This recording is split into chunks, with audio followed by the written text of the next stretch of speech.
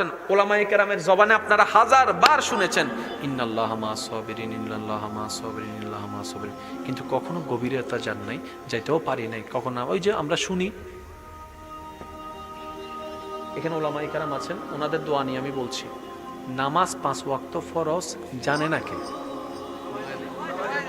যুবকরা কি কথা বলছেন না যে নামাজ 5 ওয়াক্ত ফরজ এটা জানে না কে? নামাজ পড়লে লাভ কি, না পড়লে ক্ষতি কি জানে না কে? নামাজ না পড়লে যে মাইরা আছে জানে না কে? আচ্ছা, তারপরও নামাজই বাড়ছে না কেন? কখনো ভাবছেন? না জানার কারণে। কথা বলছেন না কেন? নামাজ ফরজ এটা আমি জানি না, সেজন্য নামাজ পড়ি না, ব্যাপারটা কি এমন? না জানার কারণে নামাজই বাড়ছে না নয়। কি প্রবলেম এটাকে বাইর করেন, ওষুধ যে জায়গায় দেওয়া দরকার সেই জায়গায় ওষুধ দেন। নামাজে আস্তে আস্তে বাড়বে কি বাড়বে না? ওই কথা আমি বলছিলাম, ওই কথা থেকে আসছে 4 ওয়াক্ত 5 ওয়াক্ত নামাজ পড়ার দরকার নাই, 1 ওয়াক্ত পড়বেন। আমি বললাম এই কথাটা কিভাবে ভাই? 5 ওয়াক্ত যদি না পারেন 4 ওয়াক্ত পড়েন, 4 ওয়াক্ত যদি না পারেন 3 ওয়াক্ত পড়েন, 3 ওয়াক্ত যদি না পারেন 2 ওয়াক্ত পড়েন, 2 ওয়াক্ত যদি না পারেন 1 ওয়াক্ত তো পারবেন। বলে যে হ্যাঁ আমি 1 ওয়াক্ত পারবো। আমি বললাম ভাই তাহলে 1 ওয়াক্তের জন্য 10টা মিনিট তুমি বরাদ্দ করো এবং নিজের সাথে ওয়াদা করো এই 10টা মিনিট আমি আমার আল্লাহর ভিতরে আমি আর কাউকে রাখবো না, আমার মা বাবাকে রাখবো না, স্ত্রী পুত্র কাউকে রাখবো না, আমার ব্যবসা বাণিজ্য কিচ্ছু রাখবো না, এই 10টা মিনিট শুধু আমার আল্লাহর জন্য, আমার আল্লাহর জন্য। কারণ আমার ঈমান বলে যে 10টা মিনিট রবের দরবারে মহব্বতের হাজিরা দিয়ে প্রেমে পড়ে যাবে, সে অটোমেটিক 1 ওয়াক্ত থেকে 2 ওয়াক্তে চলে যাবে।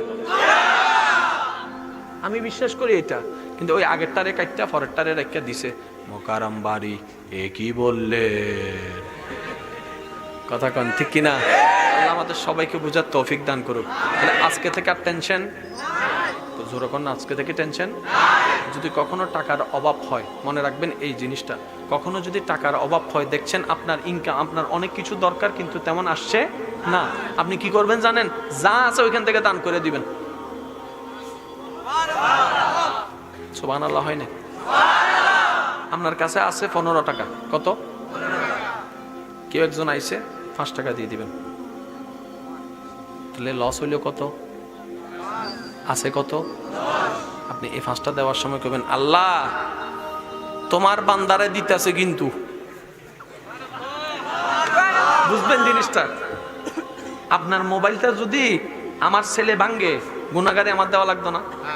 আমার মোবাইলটা যদি আপনার ভাই ভাঙবে, আপনার গুনাহগারে দেওয়া লাগতো না? আমরা পাই না কেন জানেন? আমরা আল্লাহ থেকে নিতে জানি না। বাইরে জায়গা খাইছে, আপনি বাইরের বিপক্ষে কেন মামলা দিচ্ছেন? আপনি আল্লাহর বান্দার বিপক্ষে আল্লাহর কাছে না মামলা দিবেন, তো আপনার জয় হইতো। সিস্টেম দুইটা, একটা হলো আপনার বন্ধন আর একটা হচ্ছে আল্লাহর বন্ধন। আমরা বেশ লাগাই নিজের বন্ধনের হিসাবটা কইরা। এবার দেখেন আল্লাহ তুমি যা দিছো এখান থেকে কিন্তু আমি তোমার বান্দারে দিতেছি।